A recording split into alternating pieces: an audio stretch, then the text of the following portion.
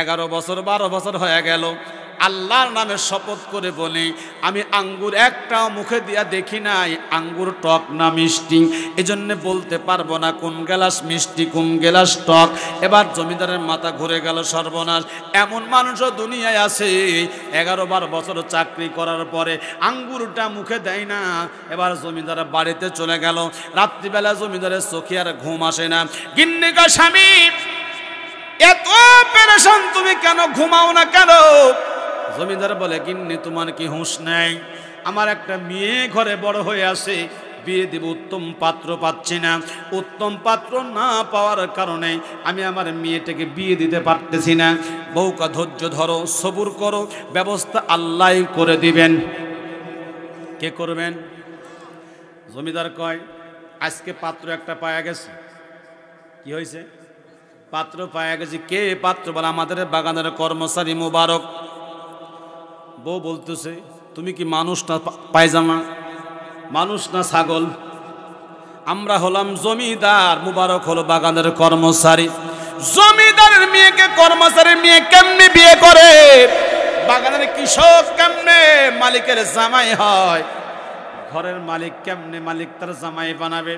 মুবারক বলতেছেন, বউরে শোন শোন শোন শোন, আমি মুবারকের ভিতরে এমন একটা জিনিস দেখেছি, আমি যেই জিনিসটাই খোঁজ করতেছিলাম, আমি মুবারকের মধ্যে দেখেছি তাকওয়াবান। বউরে ভালো করে শোনো গিন্নি আমার, 11-12 বছর বাগানে চাকরি করে, মুবারক একটা আঙ্গুরও মুখে দিয়া দেখে নাই আঙ্গুর টক না মিষ্টি। সুতরাং মুবারক তাকওয়াবান মানুষ, পরহেজগার মানুষ। আমি আমার মেয়েকে তার হাতে উঠায়া দিতে চাই। হযরত উলামা ইকরাম অনেকগুলা সহসভাপতি রয়েছে, অবশ্য অনেকগুলো হাজী সাহেবগণ, 26 জন। হ্যাঁ, রায়হান সাহেবকে আপনি মাশাআল্লাহ, এই গ্রামে তো অনেক হাজী দেখতেছি, 26 জন হাজী সহসভাপতি, সভাপতি সহ। দেখবনি গাদি কয় টাকা করে দেয়, পরে দেখবনি। গাদি গাদি করো না, থামো। গুনে নেবনি 26 দোকানে 52,000 কমসে কম। হ্যাঁ, কি ঠিক আছে না? আরে নাম দাও, আমার টেকার বেলা না, এরকম লোক আছে না নাই? আজকে সভাপতি রায়হান উদ্দিন সহ সকল হাজীদেরকে আমি ওর অন্তর স্থল থেকে শুভেচ্ছা জ্ঞাপন করছি। আল্লাহ যেন হাজীদেরকে দিনের জন্য কবুল করেন, জোরে কোন আমিন। হযরত উলামা ইকরাম যারা এতক্ষণ পর্যন্ত আপনাদের কাছে কথা বলেছেন, জনাব মাওলানা মোহাম্মদ রেজাউল করিম এতক্ষণ যিনি আলোচনা করলেন, মাওলানা মোহাম্মদ আবুল কালাম আজাদ ভাই পরিচালক, মাওলানা মুশাররফ হোসেন বিশ্বাস সহ সমস্ত উলামা ইকরাম, উপস্থিত দিনদার পরহেজগার আল্লাহওয়ালা মুসলমান ভাইরা, ইসলামী আন্দোলনের অন্যতম সিফাত সালাত, আমার কলিজার টুকরা যুবকেরা, পর্দার আড়ালে অবস্থানরত সর্বগুণ গুণান্বিত আমার মা ও বোনেরা, সকলকে জানাই আন্তরিক সালাম ও শুভেচ্ছা যে আল্লাহ তাআলা আমাদেরকে এই বরকতপূর্ণ পুত পবিত্র কোরআনুল হাকিমের মাহফিলে আসার বসার তৌফিক দান করেছেন।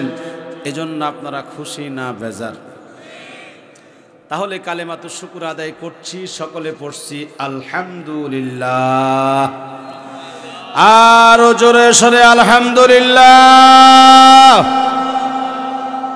লক্ষ্য করি দরুদ সালাম সাইয়্যিদুল মুরসালিন আশরাফুল আম্বিয়া, নবী মুকাররম, সিরাজাম মুনীরা বাশীরা ওয়া নাযীরা রাহমাতাল লিল আলামিন, যিনি আজও মদিনার মাটির নিচে শুয়ে ইয়া রাব্বি হাবলি উম্মতি বলে কাঁদছেন। জোরে বলুন সুবহানাল্লাহ। আওয়ামী লীগ করেন, বিএনপি করেন, জামাত ইসলাম করেন, জাসদ করেন, তাবলিগ করেন, পাবলিক হন,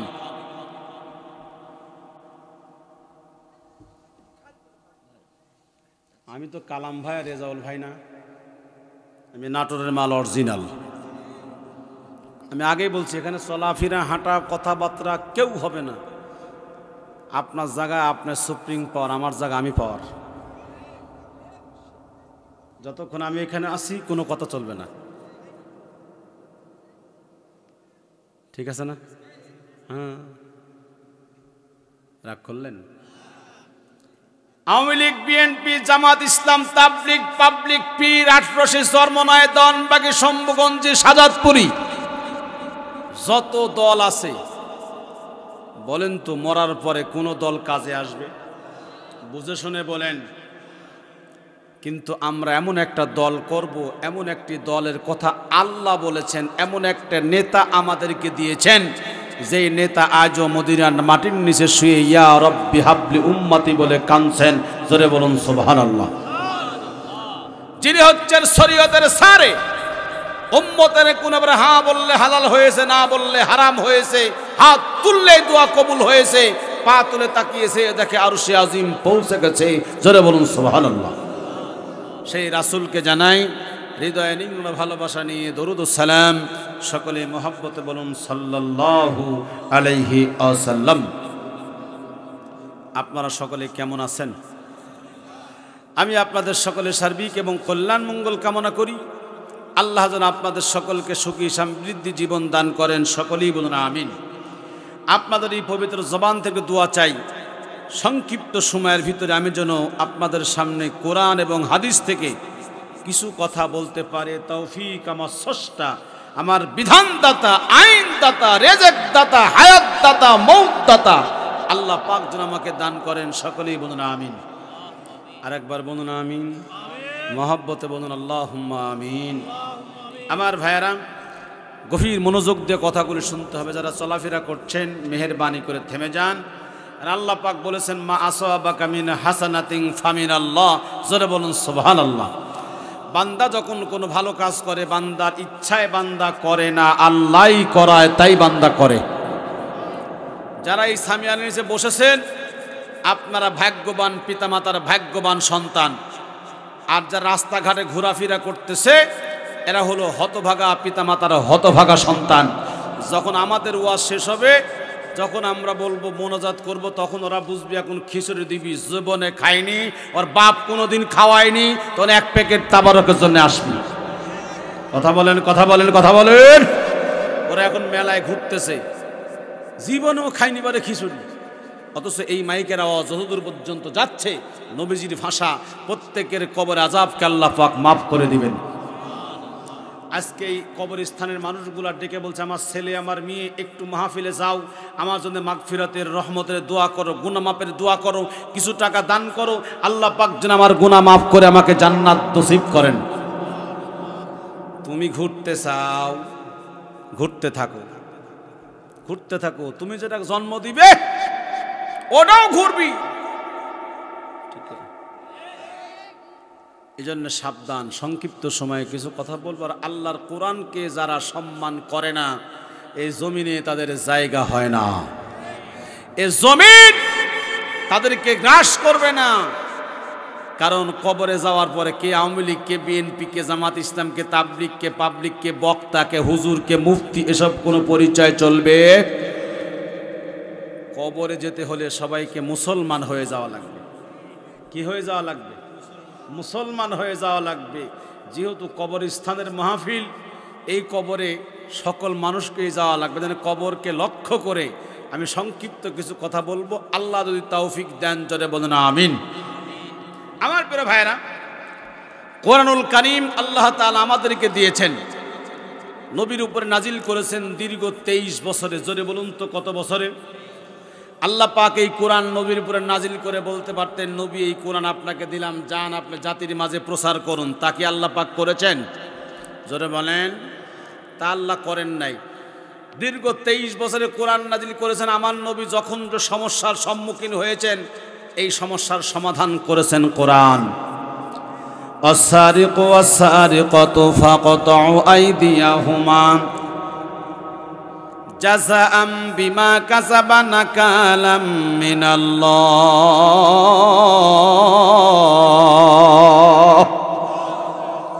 চোর আর সুন্নি চুরি করলে হাত কেটে দাও, বিধান কার? জোরে বলেন। চোর আর সুন্নি চুরি করলে হাত কাটো।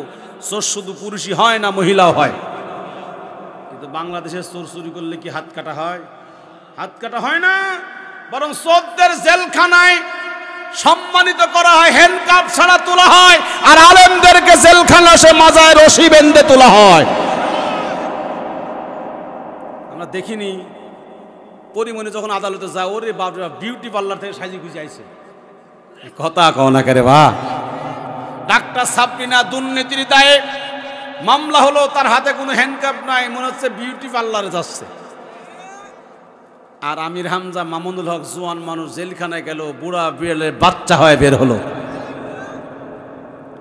তাহলে কোরআনের শাসন যদি এই জমিনে থাকতো তাহলে কিন্তু মুসলমানের ভাগ্যের পরিবর্তন হতো। এই জাতির ভাগ্যের পরিবর্তন হচ্ছে না। যদি কোরআনের সমাজ হতো, এই গোরস্থান উন্নয়নের জন্য আপনাদের কাছে 100-200 টাকা মাইক দিয়ে বসে থাকা লাগতো না। সরকার বাজেট দিত 2 কোটি টাকা বাজেট। কে রে ভাই, আজকে দেখেন ইমামের বেতন কত, 6,000 টাকা 8,000 টাকা মাস গেলে। ইমাম মাসে 33 বার নামাজ ভুল করে, ঠিক না? কি জন্য ভুল করে? জোহরের নামাজে বাড়িতে গেছে, হুজুরের বউ কইছে এই সোয়াবিনের তেল নাই, ছেলের স্কুলের বেতন নাই। এখন হুজুর আসরে যায় হিসাব করতেছে, এখনকার মাসের 24 তারিখ, সোয়াবিন কিনবো কি দিয়ে, বাজার করব কি দিয়ে, বাচ্চার বেতন দেবো কি দিয়ে? আল্লাহু আকবার। এখন সোয়াবিন না বেতন, সোয়াবিন না বেতন, কি যায় দেখেন হুজুর তাই বলতেছে, সোয়াবিন না বেতন। বউ কত সোয়াবিন নাই, রান্না নাই। ওদের দেশে ইসলামী রাষ্ট্র হতো, হাজি সাহেবরা যারা গেছেন আপনাদের সাক্ষী, অনেক হাজি আজকে আমার সুবিধা হবে।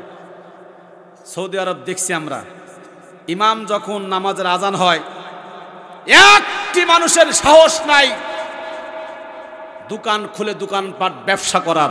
আজান হয়ে গেছে, যদি 100 কাস্টমার দোকানের সামনে থাকে, দোকানদার বলবে আপকা নামাজ, আপকা নামাজ, আগে নামাজ তারপরে বেচা, নইলে পুলিশ পাছা বাড়ি ফাটাবে।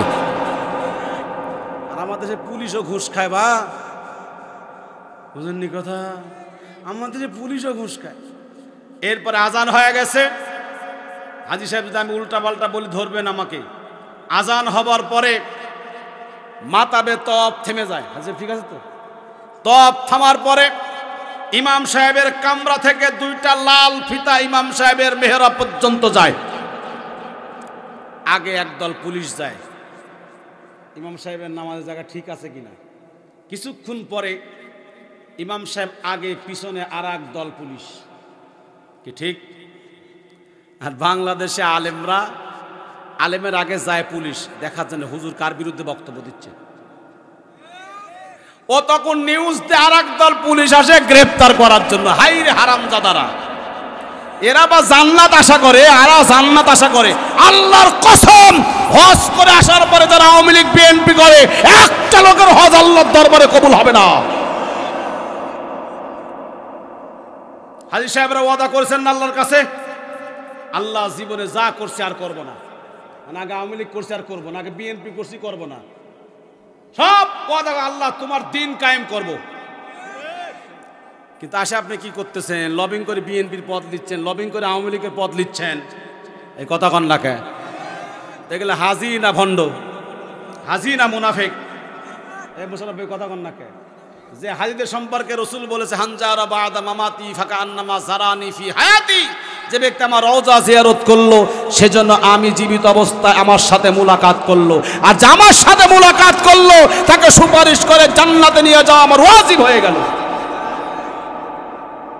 আর তুমি এসে নবীর বিরোধী যে দলগুলা তাদের পক্ষে সাফাই গাও, মিছিল করো, মিটিং করো, আর তোমার মতো শয়তান ছাড়া আল্লাহ জান্নাতের দরজা খোলা লোক পাবি না। আল্লাহ রাগ করছেন? অরিজিনাল কথা, যদি এই অরিজিনাল কথা আমি না বলতে পারি, কিয়ামত দিন আমাকে আল্লাহর আমি কোনো দলের বিরুদ্ধে বলছি, আওয়ামী লীগের বিরুদ্ধে বলছি, বিএনপির বিরুদ্ধে বলছি, জামাতের পক্ষে বলছি, অরিজিনাল সত্য কথা যদি সেটা আমি বলতে না পারি, কিয়ামত দিন আমাকে আল্লাহর কাঠগড়ায় দাঁড় হতে হবে। আপনারা আসছেন কোরআন শুনতে, আমরা সবাই মুসলমান, জোরে বলুন তো কি মান? মুসলমান যখন কোরআন শুনে ইমানটা তখন আস্তে করে বেড়ে যায়। তাহলে আমাদের নেতার নাম কি? মুহাম্মাদুর রাসূলুল্লাহ। কিন্তু আমরা কই নেতাকে নেতা মানি? আমরা স্লোগান দিচ্ছি আজকে আমার ভাই তোমার ভাই, বল্টু ভাই, বল্টু ভাই, বল্টু ভাই যেখানে আমরা আসি সেখানে, বল্টু ভাই এখন বাথরুমে, আপনি এখন কোনখানে?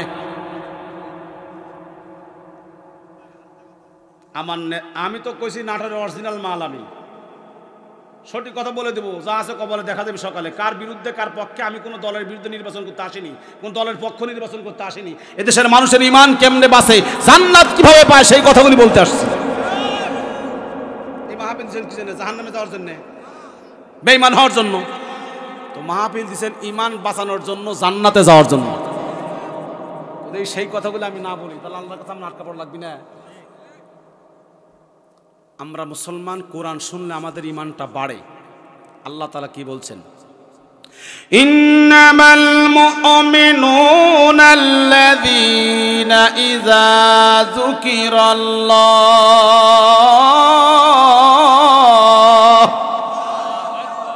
যুকিরাল্লাহু ওয়াজিলাত কুলুবুহুম ওয়া ইযা তুলিয়াত আলাইহিম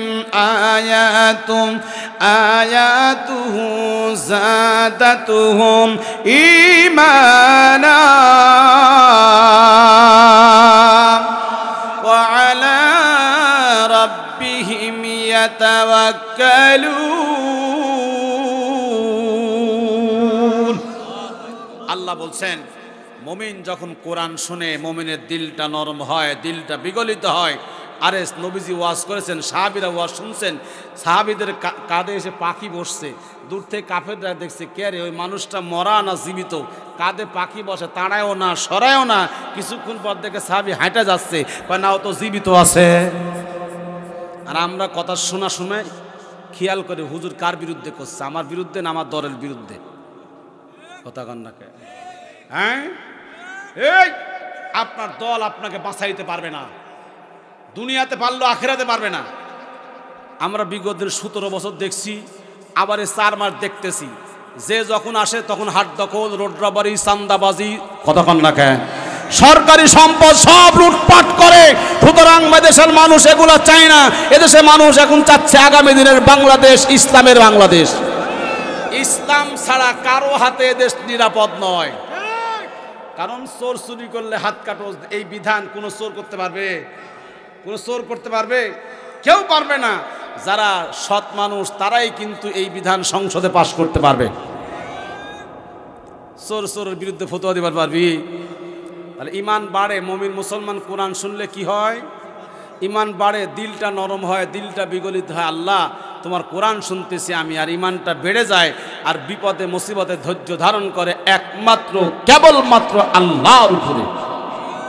কার উপরে ভরসা করবেন? কার উপরে? নাকি দয়াল বাবার উপরে, দলের নেতার উপরে? কার উপরে? আল্লাহর উপরে।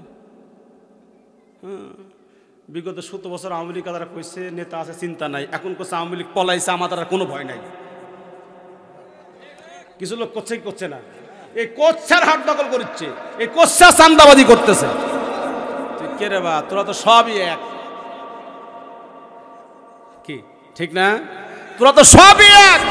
সুতরাং আমরা সব দল মত ভুলে আমরা মুসলমান। আমাদের পরিচয় কি?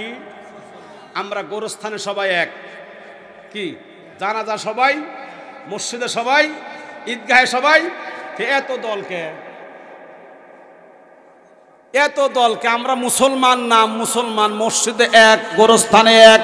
নাকি গোরস্থানে লিয়া যা কয় বিসমিল্লাহি আলা মিল্লাতে আওয়ামী লীগের লোক আছে, বিসমিল্লাহি আলা মিল্লাতে বিএনপির লোক আছে তাই বলে নাকি? বিসমিল্লাহি আলা মিল্লাতে জামাত ইসলাম তাই কয় নাকি? সবাই কি বলেন আপনারা? বিসমিল্লাহি ওয়ালা মিল্লাত রাসূলুল্লাহ, আল্লাহর নামে রসুলের দলে। তো এখন রসুলের দল করেন না কে? হ্যাঁ, এখন রসুলের দল করেন না কে? নাম তো মুসলমান, রসুলের দল করেন না। আর রসুল আপনাকে সুপারিশ করে জান্নাত দিবে, বাটাম ফাটাবে, বাটাম। ফেরেশতা বাটাম নিয়ে বসে আছে, আয় আয় আয় আয় খালি।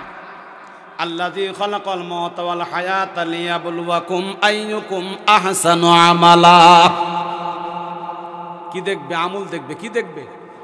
আমি কিন্তু ওয়াজ এখনো শুরু করে একটু মুসান দিচ্ছি আপনাদের কাছে, বুঝেন নাই? আসল কথা বুঝাই নিচ্ছে আপনাদের যে আমরা আসলে কি করব। ঈমান বাঁচবে, জান্নাতে যাব। কি কার আমল ভালো? কবরে কি দেখবে? আমল ভালো যার, নাজাত পাবে সে।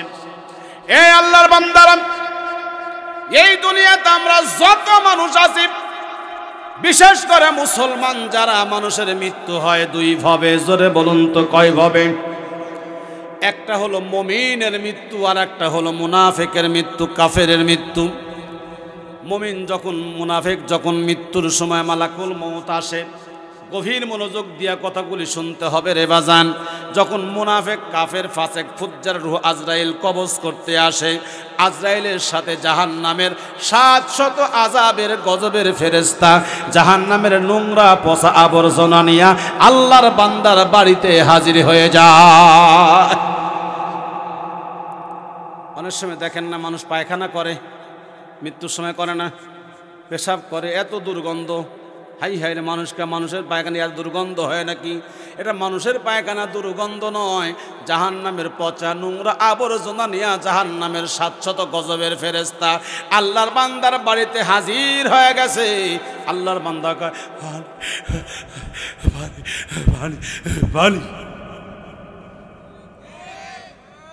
কি ছেলে কই, মেয়ে কই, ডাকো। ডাকি কি হবি রে? বাঁচাতে পারবি? আজরাইল আইছে, বড় বড় চোখ করে তাকাইছে, বাটাম ফাটাবো এখন। এই আল্লাহর বান্দারা, মালাকুল মউত আইসা বলে, বান্দা রেডি হ। জীবনে কত শয়তানি করছিস, নামাজে এক ওয়াক্ত পড়িস নাই, আজান হয়ে গেছে নামাজে যাও নাই, আজান হয়ে গেছে মসজিদ মুখী হও নাই, 1 সেকেন্ডের জন্য আল্লাহকে ডাকো নাই, টাকা পয়সা, গাড়ি বাড়ি, নারী, এগুলো নিয়ে তুমি থাকছো। আজান হয় মসজিদে, যখন আজান দেয় মুয়াজ্জিন, আল্লাহু আকবার, আল্লাহু আকবার, আল্লাহ সবচাইতে বড়, আল্লাহর চাইতে বড় এই দুনিয়ায় আর কেউ নাই। আছে। এবার মুনাফিকের রূহ কবজ করল আজরাইল। কেমন করে কবজ করে নবী আমার বলেন, একটা তাজা ছাগল গাছের সাথে লটকায়া ছিললে যত কষ্ট হয়, একজন মুনাফিকের রূহ আজরাইল তার চাইতে কষ্ট দিয়া রূহখানা কবজ করে নেয়। এইবার রূহখানা নিয়ে চলে গেল প্রথম আসমান। আজরাইল যখন খটখট শব্দ করে, আল্লাহ বলে, কে কে কে? আজরাইল বলে, আল্লাহ আমি আজরাইল, ওই নদ সৈয়দপুরের মুস্তাফিজ ভাইয়ের রূহ নিয়ে আসছি আমি। কোথায় রাখবো? আল্লাহ কত টাটকা মুনাফিক। আজরাইল আল্লাহ, নামাজ তো ঠিকই পড়ছে, জুব্বা তো গায়ে দিয়েছে, ইসলামের বিরোধিতা করছে, কোরআনের সমাজ কায়েম হোক এটা চাই নাই, কোরআন শুনে নামাজ পড়ে, এরকম লোক বাংলাদেশে আছে না নাই? মসজিদে গিয়ে মোনাজাত ধরে, এত বড় করে, মানে আল্লাহ সব দুনিয়া দাও। কি দাও? দুনিয়া দাও। আল্লাহ বলে, মুনাফিক, কথা একরকম, কাজে আর এক রকম। আমরা বিগত দিনে দেখছি, তবে আপনাদের এলাকায় এইগুলো হয় নাই। হুজুরদের হুজুরকে বলে, হুজুর আপনার মতো হুজুর নাই। কিছুক্ষণ পরে পুলিশকে ফোন করে, আমার হুজুর জামাত ইসলাম করে, আর প্রতি শুক্রবারে জিএমবি জঙ্গির মতো বক্তব্য দেয়। এরকম মুসলমান ছিল কি ছিল না? আছে না নাই? আল্লাহ বলে, মুনাফিক, ওর রূহ কোথায় রাখবা? ওর রূহ তোমরা সিজ্জিন নামক জায়গা রাইখা দাও। আজরাইল তার রূহখানা সিজ্জিন নামক জায়গা রেখে দিল। আমরা তারা জানাজার নামাজ আয়োজন করলাম, লাশখানা গোসল করালাম, জানাজার নামাজ পড়ালাম। যে যত বড় নেতা, যে যত বড় সম্ভ্রান্ত পরিবার, যে যত টাকাওয়ালা, তার ভাই মারা গেলে, তার বাবা মারা গেলে, মা মারা গেলে জানাজায় লোক বেশি হয় না কম হয়? মুস্তাফিজের মতো এক হুজুর মরছে, মোল্লা মরছে, দরকার নেই। মুশারফ ভাই না, মানে গরিব মানুষ মরলে, যত ভালো মানুষই হোক, তার জানাজায় লোক কম হয়, ঠিক না? কারণ তারা ধনী মানুষ মারা যায়, অনেকে মনে করে এক পেট ভালো খাইতে পাওয়া যাবে, না গেলে কেমন হবে। এবার জানাজার সামনে দাঁড়ায়া কয়, লোকটা কেমন ছিল, লোকটা কেমন ছিল, লোকটা কেমন ছিল। সব মানুষ কয়, কি কয় না, কয় না, কয় না, কয় না। আল্লাহ কর আমুলনামা দেখা, প্রত্যেকের আমুলনামায় কিতাব আকার আল্লাহ তাআলা দিবেন। আল্লাহ বলেন, ইকরা কিতাবাকা কাফা বিনাফসিকাল ইয়াউমা আলাইকা হাসিবা। প্রত্যেকের আমুলনামা দেওয়া হয়, প্রত্যেকের হাত জ্বালা কাছে। ঠিক না? হ্যাঁ, আল্লাহকা সবাইকে ভালো ছিল। আমুল নামা দেখ দেখ চেয়ারম্যান হবার পরে রাস্তা মারছে, আল্লাহকে ভয় করে তাকওয়াবান হয়ে যাও। আর তাকওয়াবান যখন তুমি হবে, আমি আল্লাহ তোমাকে সম্মানী করব। হোক না সে রিক্সাওয়ালা, হোক না সে ভ্যানওয়ালা, হোক না সে অটোওয়ালা, হোক না সে দিন মজুর, আমি আল্লাহ তাকেও সম্মানী করব। লক্ষ্য করুন রে মুসলমান, আমার ওয়াজগুলা মনে রাখবেন, না রাখলে কিন্তু বুঝে আসবে না। এই আল্লাহর বান্দারা, তাকওয়াবান যদি মানুষ হয়, আল্লাহ পাক কেমন করে সম্মানিত করে। মুনাফিক এবার ওই রুহুকানা সিজ্জিন নামক রাখছে। আপনারা জানাজার নামাজে কেমন ছিল আমি এই জায়গায় রাখলাম রে মুসলমান। একটু তাকওয়াবান যদি হয়, মানুষ কেমন করে সম্মানিত হয়। রিক্সাওয়ালাও হতে পারে, ভ্যানওয়ালাও হতে পারে, দিন মজুরও হতে পারে। আল্লাহর বান্দার নাম হলো আব্দুল্লাহ ইবনে মুবারক। একটু জোরে বলুন তো বাবা নাম কি? গরিব মানুষ, এক আঙ্গুরের বাগানে চাকরি করেন। দীর্ঘ 11-12 বছর চাকরি করছে। 12 বছর পরে বাগানের মালিক বাগানে গেছে, যা বলে আব্দুল্লাহ ইবনে মুবারক, আমি এই বাগানের মালিক, আমি 1 গ্লাস আঙ্গুরের মিষ্টি শরবত খেতে চাই। আব্দুল্লাহ ইবনে মুবারক 1 গ্লাস শরবত দিলেন, শরবতখানা টক। আবার বলে আর 1 গ্লাস দাও, আর 1 গ্লাস দিল, সেটাও টক। এবার বাগানের মালিক বলে, আব্দুল্লাহ রে, আব্দুল্লাহ ইবনে মুবারক, তোমার কি হুঁশ নাই?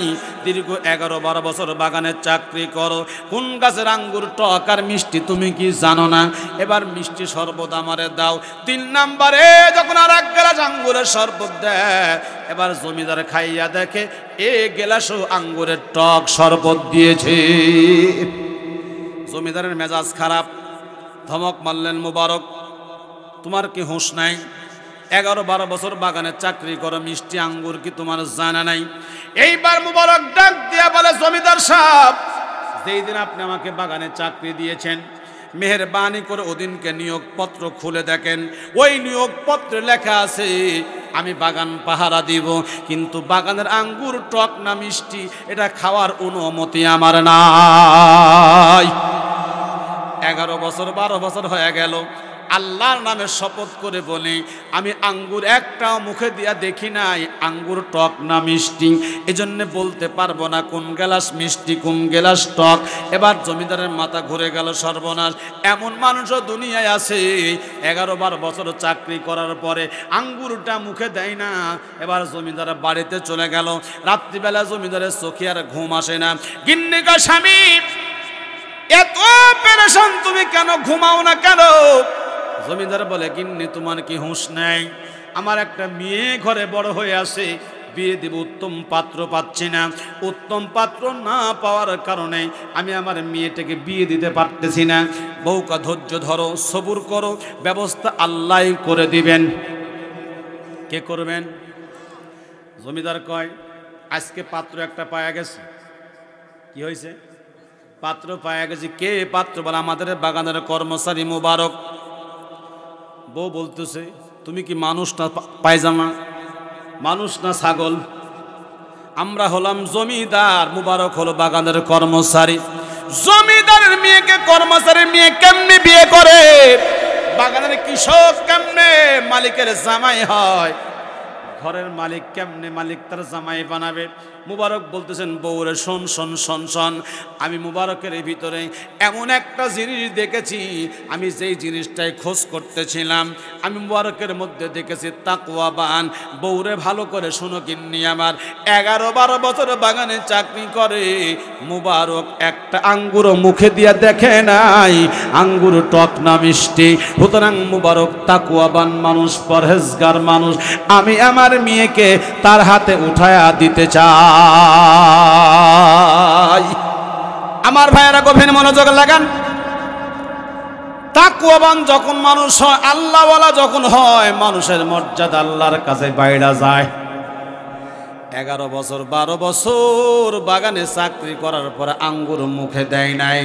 এবার বাগানের মালিক তারে ঘরের জামাই বানাইছে। কার কুদরতেটা? গভীর মনোযোগ লাগান।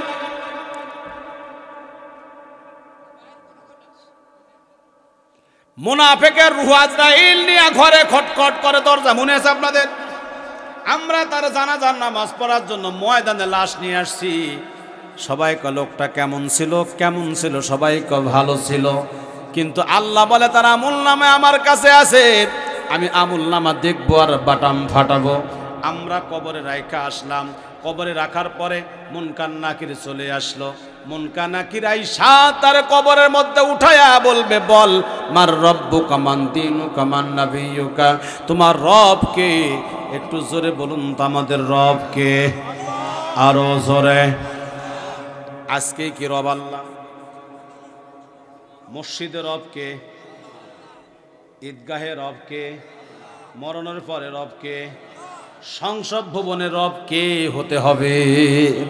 যেদিন আমরা সংসদে আল্লাহর হুকুম চালাইতে পারবো, সেদিন এদের শান্ত হবে, চোর মুক্ত হবে, ধর্ষণ মুক্ত হবে, জিনা মুক্ত হবে, মদ মুক্ত হবে, ঘুষ মুক্ত হবে, সুদ মুক্ত হবে। কথা বলুন। সমাজ যদি করতে চাই, কোরআনের সমাজ ছাড়া সমাজ গড়া যাবে না। একটু আমাদের পিছনে ফিরে যেতে হবে। আমার নবী মদিনার সনদ দিয়ে মদিনা চালায়া তামাম পৃথিবীর মানুষকে মদিনার রাষ্ট্র উপহার দিয়া গেছে।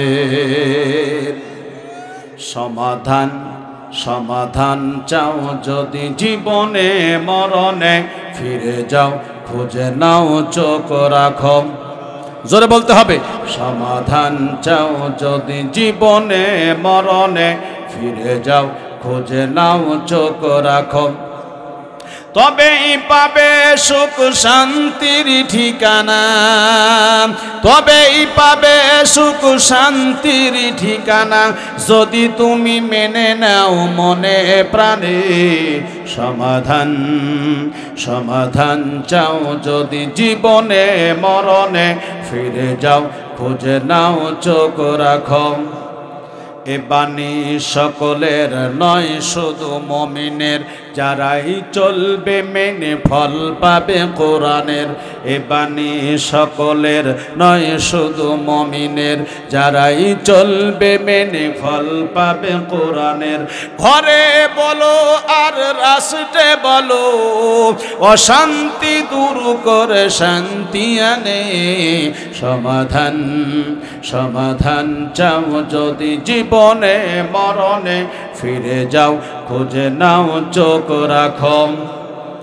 এ তো চির অম্লান চির মুক্তির ডাক, এ যে মহাবাণী খোদারি কালামে পাক। এ তো চির অম্লান চির মুক্তির ডাক, এ যে মহাবাণী খোদারি কালামে পাক। এই দুনিয়া আর সেই দুনিয়া, অশান্তি দূর করে শান্তি আনে।